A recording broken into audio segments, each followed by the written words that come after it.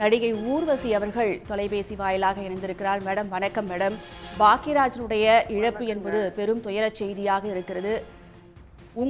நீங்கள் அவரோட பழகிய அந்த காலங்கள், அவருடைய படங்கள் பற்றிய உங்களுடைய கருத்துக்களை எங்களோட பகிர்ந்து கொள்ளலாம். இல்லம்மா, நான் இப்ப இவரை சொல்லிதான் நம்ம உங்க நியூஸ்ல இருந்து கௌதம் எங்களுக்கு சொல்லும் போதுதான் எனக்கு பக்குன்னு ஆயிடுச்சு. எனக்கு ஒன்றும் தெரியல. நான் இங்க சத்யஜோதி பிலிம்ஸோட படம், ஆனந்த் சங்கரனுடைய படம் ஷூட்டிங்கு வந்திருக்கேன் பிரசாத் ஸ்டுடியோல.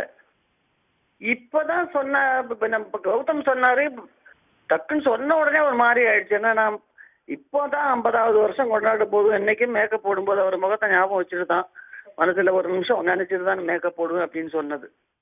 இப்போ பாண்டியராஜுடைய ஆடியோ லான்ச்சிங்லேயே அவர் வந்திருந்தாரு. ரொம்ப சந்தோஷமா கலகலன்னு பேசிட்டு இருந்தோம். இப்படி ஒரு செய்தி இப்படி வரும் நம்ம கனவுல கூட எதிர்பார்க்கவே இல்லைம்மா. நான் என்னன்னு சொல்றது, எத்தனை ஞாபகங்கள், எத்தனையோ மேடைகளையும் எத்தனையோ பத்திரிகைகளையும் நான் சொல்லியிருக்கிறேன் ஏற்கனவே அவரோட உள்ள அனுபவம்.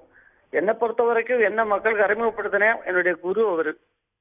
எனக்கு என்ன சொல்றதுன்னே எனக்கு தெரியல.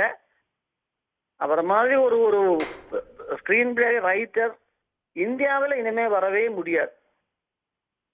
முடியாது. எல்லா மக்களுக்கும் புரிகிற மாதிரி நல்ல நல்ல திரைக்கதைகளை எழுதக்கூடிய ஒரு எல்லாத்துக்கும் உதாரணமா இருக்கக்கூடிய ஒரு ரைட்டர், நல்ல சக்சஸ்ஃபுல் எத்தனையோ படம் ஹிட் படம் கொடுத்த ஒரு டைரக்டர்.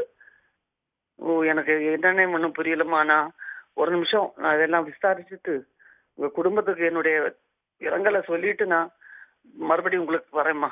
தேங்க்யூம்மா. உடனுக்குடன் செய்திகளை தெரிந்து கொள்ள சன் நியூஸ் பெல் ஐகானை கிளிக் பண்ணுங்க.